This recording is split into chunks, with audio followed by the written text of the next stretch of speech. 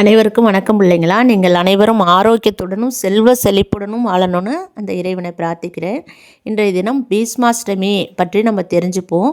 இந்த பீஷ்மாஷ்டமி அப்படின்னு சொன்னால் தை அமாவாசையிலேருந்து வரக்கூடிய 8வது நாள் வளர்பிறை அஷ்டமி தான் பீஷ்மாஷ்டமியாக நம்ம கொண்டாடுகிறோம். அது இந்த வருஷம் பார்த்திங்கன்னா வரும் 26ஆம் தேதி ஜனவரி 26 திங்கட்கிழமை அன்னைக்கு வருது. இந்த பீஷ்மர் யார் அப்படின்னு பார்த்தீங்கன்னா துரியோதனன் சபையில் பெரிய ஒரு மந்திரி பதவியில், அதாவது உயர் பதவியில் அவர் இருக்கிறாரு. அப்போ அந்த சபையில் பாஞ்சாலிக்கு நடக்கக்கூடிய அநியாயத்தை அவரால் தட்டி கேட்க முடியல. கண்ணிருந்தும் குருடானேன், காதிருந்தும் செவிடானேன் அப்படின்னு இந்த பழமொழியை சொல்லுவாங்க இல்லையா. துரியோதனன் அவளோட சேலையை பிடிச்சி இழுக்கிறப்போ அவள் கதறி அழறா, யாராவது என்னை காப்பாற்றுங்க அப்படின்னு. இவர் அந்த இடத்துல இருந்தும் கூட அவளுக்கு அவரால் உதவி செய்ய முடியல. அதனால தான் அந்த காலத்தில் சொல்லுவாங்க, நம்ம தப்பே செய்யலைனா கூட ஒரு தப்பு நடக்குங்குள்ளே நம்ம தட்டி கேட்காம நம்ம வேடிக்கை பார்க்கக்குள்ள அதுக்கான தண்டனை நமக்கு கண்டிப்பாக உண்டு. அதேமாரி ஒருத்தவங்க ரொம்ப கஷ்டத்தில் இருக்கக்குள்ள நம்ம நம்ம வார்த்தைகளால் ஒரு நல்ல விஷயங்களை சொல்லி அவங்க மனசை ஆறுதல் படுத்தக்குள்ள அதற்கான புண்ணியமும் நமக்கு கிடைக்கும் அப்படிங்கிறது ஒரு சாஸ்திரம் பிள்ளைங்களா.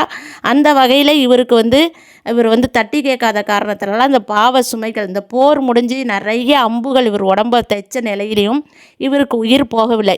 அவரோட தவ பலனாலையும் இந்த பாவ காரணங்களாலையும் அவர் அம்பு படுக்கையிலேயே தன்னோட உயிரை வச்சுட்டு இருக்கிறார். எதுக்காகனா ரதசப்தமி தினம் சூரியன் வடக்கு நோக்கி திரும்பக்குள்ள அந்த உத்தராயண புண்ணிய காலத்தில் உயிர் விடுகிறதுங்கிறது ரொம்ப ஒரு புண்ணியமான செயல். அதனால தான் அவர் மேலே எருக்க இலைகளை அடுக்கி பாதுகாக்கிறாங்க.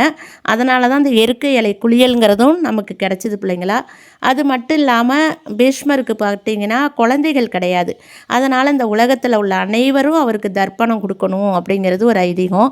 அப்படி யாரெல்லாம் தர்ப்பணம் அவருக்கு கொடுக்குறாங்களோ அவர்களுக்கு போன ஜென்மம் போன வருடங்களில் நம்ம செஞ்ச புண்ணியங்கள் பல மடங்காக பெருகும் என்பதும், தர்ப்பணம் கொடுக்காதவர்களுக்கு நம்ம செய்த பாவங்கள் பெருகும் என்பதும் ஒரு ஐதீகம்.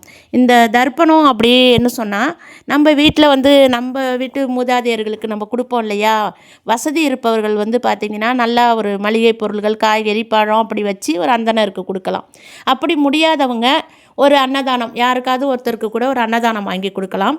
அப்படி இல்லை நம்ம கொல்லையில் இருக்க குருவி, பறவைகளுக்கு, காகத்திற்கு நம்ம வீட்டில் சமைச்ச சுத்தமான உணவை ஒரு கைப்பிடி அவரோட பேரை சொல்லி அதில் எள்ளிட்டு இந்த மாதிரி பீஷ்மருக்காக நான் கொடுக்குறேன் அப்படின்னு மனப்பூர்வமாக வச்சு நம்ம கொடுக்கலாம். அப்படி எதுவுமே என்னால் முடியல அப்படிங்கிற பட்சத்தில் நம்ம சூரியனை பார்த்து இந்த மாதிரி நான் பீஷ்மருக்காக என்னால் என்றதை நான் தர்ப்பணமாக கொடுக்குறேன் அப்படின்னு சொல்லி ஒரு துளி எள்ளும் நீரும் அவருக்காக விடலாம். அதுவே மிகப்பெரிய புண்ணியம்தான்.